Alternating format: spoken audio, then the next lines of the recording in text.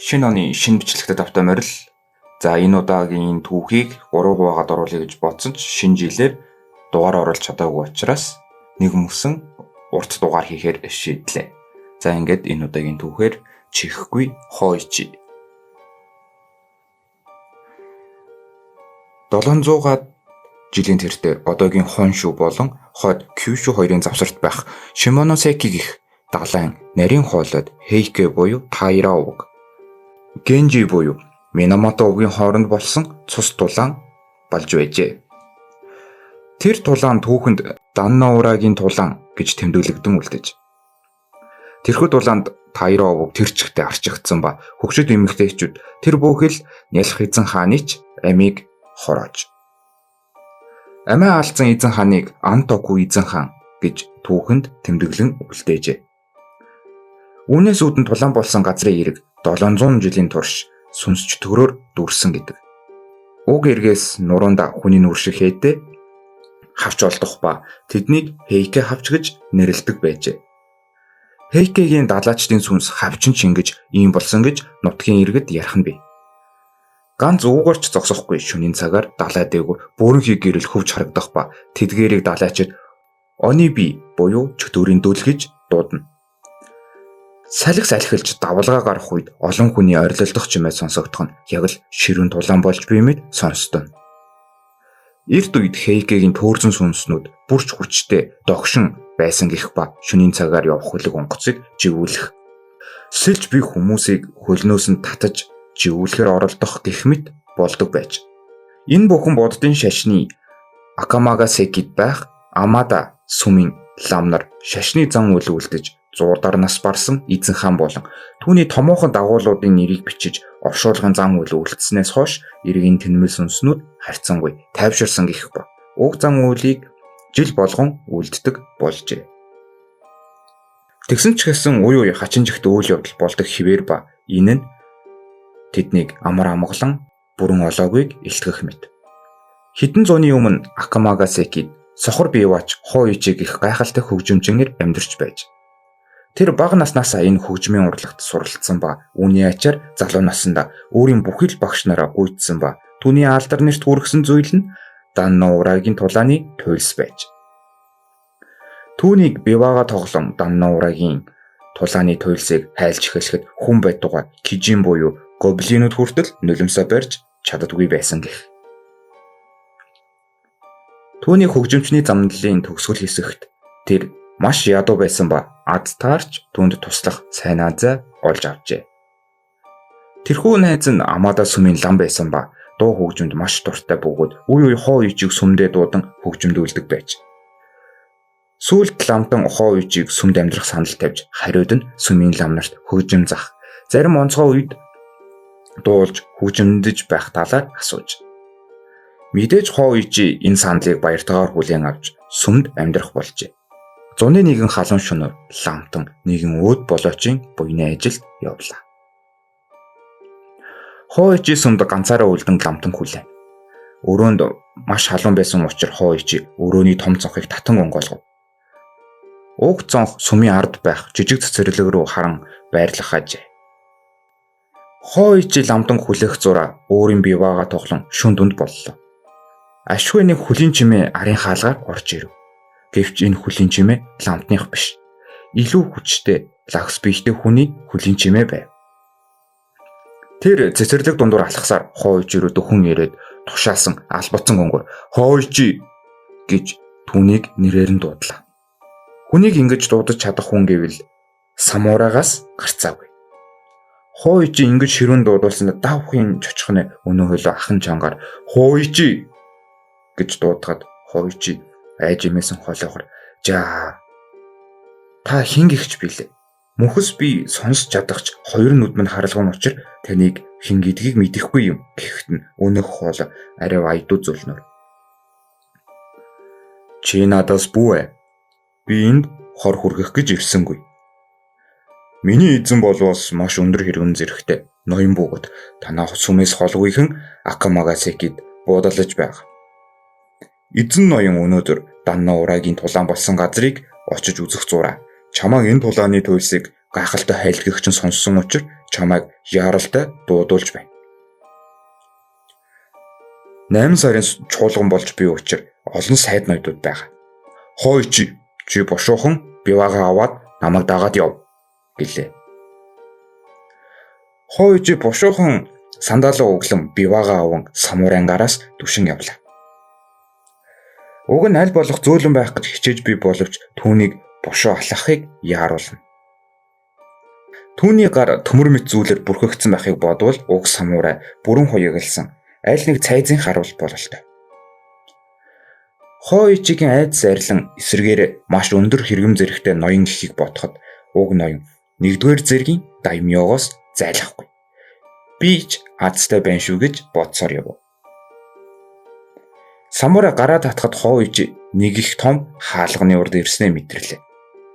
Хой ичи уул нь ойр хавийн суурин газарт Амада сүмийн Каймон хаалганаас өөр ийм том хаалга байх ёсгүй дээ гэж бодлоо. Самурай хоёр хаалгыг нээн цэцэрлэг гэмээр газар руу түүнийг дагуулan орлоо. Үүний дараа ахин нэг хаалтыг нээн орвол зарлан бололтой хүн нэг их хоолоогоор та бүхэнд Хой ичиг дагуулan ирлээ гэж зарлахтай зэрэгцэн яарангүй хүлэн чимээ сонсогдов. Удаачгүй гүйдэх хаалганы онгоох болон борооны цонхыг татан нээх дуунууд гарan цугласан олны яриа тодхон сонсогдож эхэллээ. Охид бүсгүйчүүдийн яриа бол бас яалтчгүй сурвалжид язгууртан хүмүүс ажээ. Гэсэн ч Хой ичи өөрийгөө ямар газарт ирснээ огт мэдэхгүй байв. Түүний гараас хэн нэгэн бүсгүй зөөлөн барьлаа. Бодвол зарц боол бололтой. Тэр түүний хөдлөн хэдэн чулуун гიშгүрийг дагуулад танд цаг биш шүү. Та сандалаа тээлээд дээшээ орох тун гэлээ. Бүсгүй Хой ичиг төсөлчээр нэгэн маш сайхан модон шалан дээгүүр алхуулсаар өргөн гихчин ширдэгэн дээр авчирлаа. Хэдийгээр Хой ичи сохорч гэлээ их л тансаг газар ирснээ ойлгох ба хаасаагүй торог дурдангийн харших чимээ оймоддын навчс мэд сонсогдох ба тод сайхан хоолоогоор гайхалтай ярилцах хүмүүсийн яриа яалтчгүй өндөрдөөд язгууртнууд ажээ. Хой ичи хэн нэгэн 50 байхыг хажуунаас нь хэлв. Хой ичи биваагаа хөглөн суудлаа засан сухад нэгэн бүсгүй түнд Хейкигийн туйлсыг биваагийн аятай хайлахыг хүслээ. Бодвол тэр бүсгүй Рожо буюу эмэгтэй үйлчлэгчдийн ахлах бололтой. Хейкигийн туйлсыг бүгдлээр нь хайлахад олон шөнийн хугацаа хэрэгтэй болно. Би яг аль хэсгийг нь хайлах вэ гэж асуухад өнөөх бүсгүй бүгдийг нь өнөөдөр хайлах хэрэггүй. Та Данна ураагийн тулааны хамгийн уян гашуутай хэсгийг хайлаач гэв. Хой ичи хоолоогоо засан туйлс хайлж эхэллээ. Далайд болох гашуун тулаан, хурдлан урагшлах хөлгөөн гоцууд, эрчүүдийн орилох хашгирах, шунганы нисэх сумны дуу, эрт илтний дуулганд ойх чимээ, гол мэд урсах цусны талаар хайлав. Энд тэнд шивнэлдэх чимээнээр Хой ичи биваагаа тоглохоо болив. Тэд Хой ичиг ямар гайхалтай хөгжимчин болох. Энэ улсад түүнээс илүү хүн ингэж туйлс хайлахгүй гэхийг сонссон Хой ичи улам зориг орж дайнд ялагдан амьд үлдгэсдийн хөөрхилөлтөй хувь тавилан болон хүүхд эмэгтэйчүүдийн амаа алдах. Нино амаа нялх эзэн хааныг тэрвэрсэн чигтээ хороогдох эсхийг хайлахад эргэн тойронд хүмүүс орилон ойлгох чимээ гарч эхэллээ. Хөөрхий сохор юу хийж орхисондоо айн хэсэг хөгжмөө тоглохоо болов. Хэсэг хугацаа өнгөрсөний дараа ойлгох чимээ бүдгэрсээр алга болов. Үүний дараахан Рожо бүсгүй Хой ичид хандан. Та өөрийгөө хинтээ ч арчуулагдашгүй гайхалтай хөгжимчин гэдгээ батлан харуулж чадлаа. Манай эзэн таны энэ авьяас чадварт сэтгэл алдарсан тул танд тохирсон бэлэг өгөх хүсэлтэй байна. Гэсэн ч та шагналаа авахыг хүсвэл 6 шөнө буюу манай эзэн 8 сарын айлчлалаа дуусах хүртэл яг энд нэг цагтаа ирэн туйлс хайлах хэрэгтэй. Орой бүр өнөөдрийн самурай таныг авахар очих болно. Өөр зарлиг тушаал гарах аваас танд мэдэгдэх бол. Харин та энд ирж байгаагаа шинтчилж болохгүй шүү. Манай эзэн 8 сарын айлчлалаараа Акамагасекид ирсэн гэдгээ нуух хүсэлтэй байна. Танд өөр асуулт байхгүй бол сүм рүүгээ буцно гэлээ. Хой ичи талархсан сэтгэлээ илэрхийлж дуусгаад өөрийг нь хүргэж ирсэн бололтой самурай түүний гараас татан босгоод авч явлаа. Самурай түүнийг яг хаанаас авч явсан тэр газар буюу сүмийн ард талын цэцэрлэгт хүргэж өгөөд буцав. Хоо ижийг сүмд буцсан ирэхэд бараг л үүр цайж байв. Хоо ижиг сүмэс гарч авсан ламтан мдээгүй учир нь тэр шөнө маш оройтон ирж шууд л унтаад өгсөн байв. Хоо ижиж өөрийн сонин адал явдлаа ламтанд хэлсэнгүй. Өдөр нь хоо ижи баг зэрэг амарч ав. Тэр шөнө бас л өнөг самуура ирэн түүнийг дагуулan явж хоо ижи мөн л өмнөх шиг туйл сайлан олын магтаал сайшаалыг хүртлээ. Харин түүнийг эзгүй байгааг ламтан мэдэж орхив. 3 дахь өдрийн өглөө ламтан хоо ижиг дуудан зөөлнө. Хоо ижи минь. Би чамд маш их санаа зовж байна. Сохор хүн шөнө дөөлөөр ганцаараа яг гарч явна гэдэг аюултай. Хэрв чи хүсвэл би чамд дагалдах хүн гаргаж өгье. Чи тэгээд өнгөрсөн шөнө хаагур байвдаг гэж асуухад хоо ижи эрхэм найз минь санаагч нь хилээж бод уучлаарай.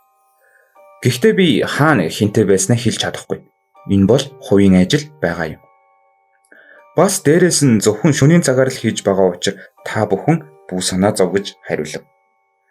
Ламтанд энэ хариулт маш жижигтэй санагдлаа. Магадгүй хоо ижи ямар нэг чөтгөр шулмын хорлолд өртсөн байж мэдэх юм гэж санаад хоо ижигээс өөр юм асуулгүй явууллаа. Харин цаагаараа ламтан хоо ижиг нууцаар дагаж харж байхыг хідэн шавнартай даалгаж гээ. 3 дахь өдрийн шөнө хоо ижиг сүмэс ганцаараа гарч байхыг шавнар нь харсан учраас бушууд дэнлүүгээ асан түүний ардаас даглаа. Тэр шөнө маш ширүүн бороотой тас харанхуй шөнө байсан тул тэд хоо ижиг алдаж орхив. Сохор хүн гэхэд хоо ижи маш хурдан алхасаар алга болжээ. Шавнар нь хоо ижиг байж болох айл савар хайсан ч тэр огт байсангүй. Гайхаж балмагцсан хэд далайн эргийн хажуугаар явж байхад бива хөгжмийн дуу гарахыг бүдэгхэн сонсов. Ирэг рүү ойртон очиж харвал хоо ижи Амида сүмийн оршуулгын газарт ганцаараа суух ба түүнийг тойрон чөтгөрийн дүл хаасаагүй харагдана. Сүмийнхэн ч бушуухан хоо ижи рүү гүн очиж дэнлүүгээр ойр орчмыг харвал тэр Антоку эзэн хааны шарилын урд дуулж байлаа. Түүний хажууд байх булсны чулуу бүрээс чөтгөрийн дул гарч ирсэн байх ба амьд хүнийг тойрон ингэж ихэр үзэгдэх нь анх удаагийнх байв. Хоо ижи-сан та чөтгөр товсдуулсан байна. Хоо ижи-сан гэсэн ч сохор ир тэднийг сонссон шинжгүй байлаа. Бүр ч улам хүчтэй хөгжмөд арж дан нуураагийн тулааны туйлыг хайлсаар. Хоо ижи-сан бушуухан хамтдаа харьцгаая гэхэд хоо ижи ихэд уурсангүй. Та нар намайг 8 сарын чуулганы өмнө юунд ингэ сатаруулах нь энэ вэ гэхэд тэдний инээд нь хурж орхив. Тэр чөтгөр шулмын хорлолд орсон нь тодорхой ажээ. Хоо ижи хүчээр тэнд сүмд авчран ламтанд юу үзэж харснаа хэлэхэд ламтан хоо ижигийн найдан хувцсыг солиулан хоолцоо уулгаад юу болоод байгааг нь асуулаа. Хоо ижи хэсэг хэлэхгүй гүрэж байснаа ламтан ихэд уурсан байгааг мэдээд юу болсон бүхнээ ламтанд хэллээ. Ламтан хөөхий хоо ижи минь дээ. Чи өөрийгөө ямар аюултай зүйлтэй ороод цолцсноо мэдхүү.